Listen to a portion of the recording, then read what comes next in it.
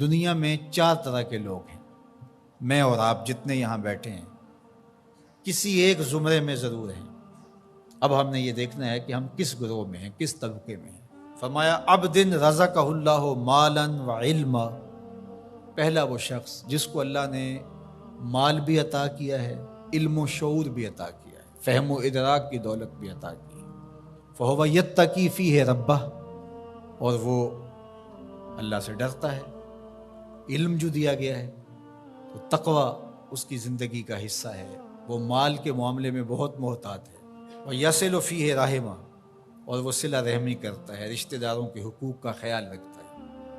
وَيَعْلَمُ لِلَّهِ فِيهِ حَقًّا، اور جانتا ہے کہ اس مال میں اللہ کا حق کیا ہے، اس کی زکوٰۃ بھی نکالنی ہے، عید آئی تو فطرانہ بھی نکالنا ہے، حج کا موسم ہے تو قربانی بھی پیش کرنی ہے، ضرورت مند حاجت مند میری دہلیز پہ آئیں سوال کریں تو میں ان کے سوال کو پورا بھی کرنا ہے، جو مانگتا ہے اس کو بھی دینا ہے، جو عزت نفس کی وجہ سے مانگ نہیں سکتا لیکن ضرورت ہے اس کی، میں ڈھونڈ کے اس کی دہلیز تک پہنچنا ہے۔ فَهَذَا بِأَفْضَلِ الْمَنَازِلِ، یہ شخص جس کے پاس مال بھی ہے، علم بھی ہے، اللہ سے ڈرتا بھی ہے، صلہ رحمی بھی کرتا ہے، مال کے حق کو بھی جانتا ہے، کائنات میں جو بہترین لوگ ہیں اس کا شمار ان بہترین لوگوں میں ہوتا ہے۔ وَعَبْدٌ رَزَقَهُ اللَّهُ عِلْمًا، دوسرا وہ شخص جس کو اللہ تعالیٰ جل شانہ نے علم عطا کیا، وَلَمْ يَرْزُقْهُ مَالًا، لیکن اس کے پاس مال و دولت نہیں ہے، فَهُوَ صَادِقُ النِّيَّةِ، لیکن بڑا سچی نیت کا شخص ہے۔ یقول، وہ کہتا ہے، لو ان لی مالا لعملت بعمل فلان، اگر میرے پاس مال ہوتا تو جس طرح فلاں شخص نے اچھے کام کیے ہیں میں بھی یہ کام کرتا، میرے پاس مال ہوتا تو میں بھی مسجد تعمیر کروا دیتا، میرے پاس مال ہوتا تو میں مرکز مصطفیٰ کے لیے اپنی خدمات پیش کر دیتا، تجوریاں کھول دیتا، جو کام سالوں میں ہونا ہے مہینوں میں ہوتا۔ اور وہ سچی نیت سے اگر ہوتا تو کرتا بھی۔ کچھ لوگ ہوتے ہیں کہ نیت کرتے ہیں، جب آ جاتا ہے تو پھر کھسک جاتے ہیں، یہ کھوٹی نیت والے ہوتے ہیں۔ جب مال آتا ہے تو کہتے ہیں نہیں اس مال سے اور مال بنائیں گے پھر مال دیں گے، کچھ لوگ یہ سوچتے ہیں۔ بعد میں تھوڑے سے پیسے آئے وہ کہتے ہیں بس اس سے اور کاروبار کریں گے، پھر اور پیسے ہم ایک بار اشارہ کر دیں گے، اور وہ ساری زندگی کر نہیں پاتے۔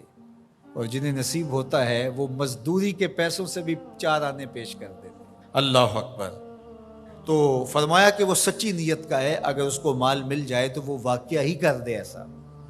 تو فرمایا جب قیامت کے دن نامہ اعمال تولے جائیں گے یہ دونوں لوگ برابر ہوں گے۔ تیسرا شخص حضور نے ارشاد فرمایا، وَعَبْدٌ رَزَقَهُ اللَّهُ مَالًا وَلَمْ يَرْزُقْهُ عِلْمًا، تیسرا وہ شخص جس کے پاس مال بہت سارا ہے لیکن علم و شعور نہیں ہے، جہالت کی وجہ سے، علم نہ ہونے کی وجہ سے مال کو صحیح جگہ پہ خرچ نہیں کرتا، اور رب سے ڈرتا بھی نہیں ہے، رشتہ داروں کے ساتھ سلوک بھی اس کا کوئی اچھا نہیں ہے، مال نے اس کو مغرور بنا دیا ہے، اور مال کے حق کو بھی نہیں جانتا، اس مال کو خرچ کہاں کرنا ہے یہ بھی نہیں جانتا۔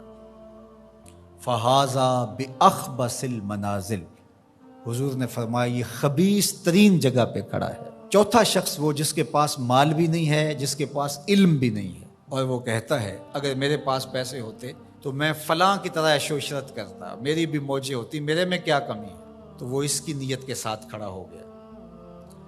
فَوِزْرُهُمَا سَوَاءٌ، اللہ کے محبوب فرماتے ہیں گناہ میں یہ برابر ہیں، یہ بھی اسی کی منزل میں ہے۔ اب میں اور آپ یہ دیکھیں کہ ان 4 میں سے ہم کوئی ایک ضرور ہیں، ہم کہاں کھڑے ہیں۔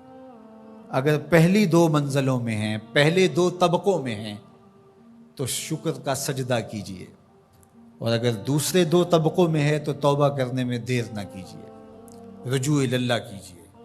اللہ اکبر۔ تو اللہ کی راہ میں مال خرچ کرنا یہ خوش نصیب لوگوں کا مقسوم ہوا کرتا ہے۔